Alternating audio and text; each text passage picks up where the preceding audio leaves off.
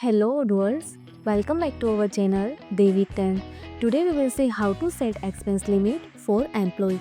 So let's see about it, how to work it. You can see here our module their expense limit. First install this module, so click on this activate button. Now our module is installable. First go to employees app.